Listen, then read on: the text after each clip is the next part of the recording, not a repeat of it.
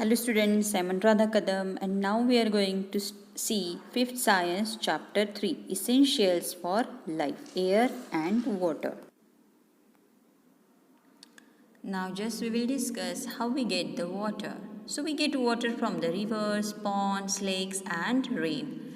We also get water from the ground means by using the wells, hand pumps, etc. The water in river, ponds, lakes, etc. is not pure. Many things like dirt, mud, and germs are mixed with the water and make water unfit to use. So the substances that make the water unfit for use are called impurities. So impurities are of two types, soluble and insoluble impurities. So yes students, you are aware the water which we are getting. Normally we are getting water from the rivers, ponds, lakes, and the main source is rain. Okay, because of the rain we are getting water. So in water means every water that we are not able to drink or we are not able to use. Why? Because some substances are there which make them to not means which make them to unfit. Unfit means they are not ready to use. Some and these are called as impurities. So such impurities which is soluble in water. Solubles means which get mixed uniformly. Like suppose as we taken the salt and if you add it in the water, so what happened? We are not able to find out the salt. Okay, because it get dissolved in the water. So such impurities which can dissolve in water, they are soluble impurities. Suppose for example salt of potassium and magnesium. Insoluble impurities means which are not dissolved in the water. Suppose sand, mud.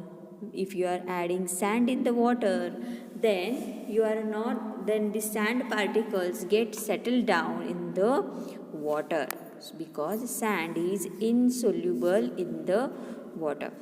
So students, now just we will do the activity. So take a beaker half filled with water, add 1 spoon of common salt in it, stir well. Now put some strainer in other beaker. So strain the water and common salt mixture. So can you separate the common salt and water? Repeat with sugar, sand, tea leaves and milk, and list the soluble substances and insoluble substances. So yes, as you are aware, sugar is also able to dissolve in the water. Salt is dissolved in the water. But if you consider the sand, tea powder and milk, so they are not able to dissolve in the water. Now just we'll do the MCQs. So on heating air, what happened when the air get heat up? So it expand, contract, remain the same. So yes, on heating air will expand. What percent of the total water available on the earth is used for drinking?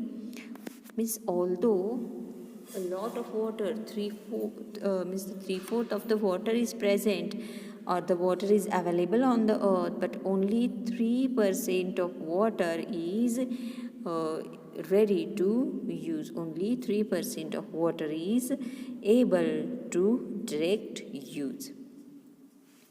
Now we will see how we can remove these impurities from the water. Means see, as we have seen, impurities are both type that impurities which are able to dissolve in the water and the impurities which are not able to dissolve in the water, means soluble as well as the insoluble. So the methods which we require to remove this impurities are different. So the first we will discuss about how could we remove the insoluble impurities which get added in the water. So yes, the first process is sedimentation. In this method, a mixture of water and insoluble impurities is allowed it to stand undisturbed in a container for some time. The heavy insoluble impurities settle down at the bottom of the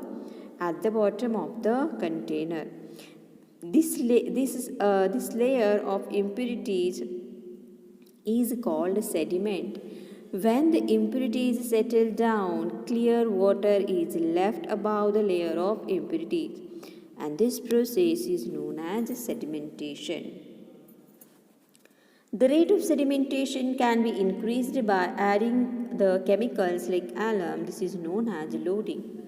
Means, see students, at our home, our mother is using the alum. Alum means turti.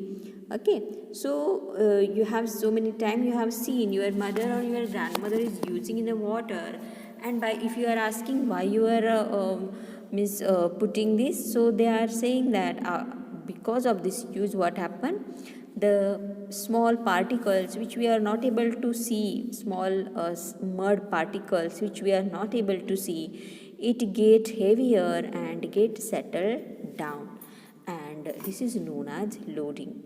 Decantation. So after sedimentation, the clean water is poured gently into the separate container without disturbing the sediment of impurities. This process is called decantation. When we are adding sand and water, if we are keeping it undisturbed for a long time, so what happens? The sand particles get settled down and the clean water remains up.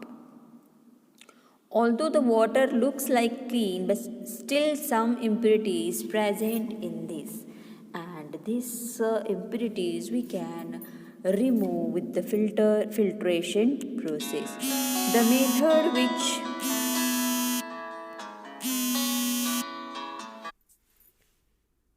So filtration is the method which used to separate the water from insoluble impurities like mud and sand by using a filter paper. To filter a mixture of water and sand, a cone of filter paper is made and kept inside a funnel. The mixture is poured into the funnel. The sand does not pass through the filter paper and remain on the filter paper. This is called as residue. The clean water comes out from the filter paper and is collected in the beaker below the funnel. This is called filtrate. This method of purifying water is called filtration. So yes, we have seen that when we are adding the when we want to filter the water, what happen? We need to use the filter paper. And after filtration, what happened? The clean water or the clean liquid we are getting in the beaker, which is known as filtrate, and whatever impurities, insoluble impurities remain up on the filter paper, it is known as the residue. So this process is used for removal of insoluble impurities. So what about the soluble impurities? How we can remove the soluble impurities? That we will see now. So soluble impurities can be removed by the following two methods. First, evaporation, and second, distillation. So see, you are aware the evaporation method. In this method, the solution containing soluble impurities is heated. After some time, water is get evaporated, means it changes the stage. Okay, so water is in a liquid state. When it gets heated, it changes to the gaseous state and impurities left behind. Second one is distillation. In distillation, impure water is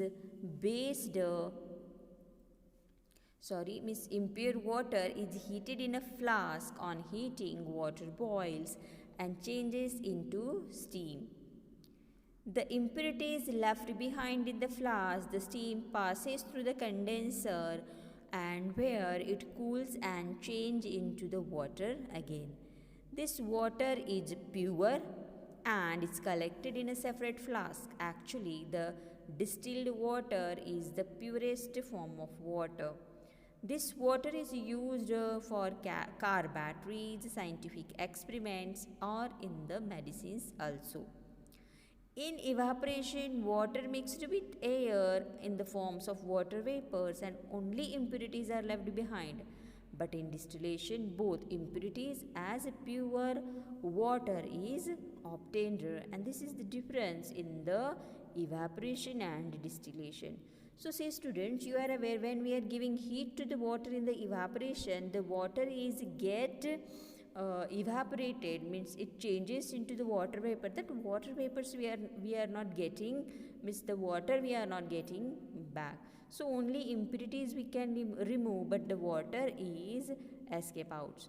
But in distillation we are getting the impurities as well as the water back. Now purification of drinking water. So yes student, you are aware that impure water is very harmful for us, which leads to many diseases such as dysentery, cholera, jaundice. So we must need to drink the pure water. So how we are getting the pure water? Yes, maybe you are aware at your means most of you we are using the water purifiers. Okay, so this is the one method to purify the water. So boiling is boiling method. In this boiling method, water is get heated for 10 minutes. Because of the boiling, what happen? It kills the germs which present in the water and makes the water pure. It is the simplest way to purify water. The second is chlorination. So addition of chlorine tablet in the water to kill the germs and the kill the germs to make water pure. It's called chlorination. Water purifier. Nowadays, electrical water purifier is used to get pure water.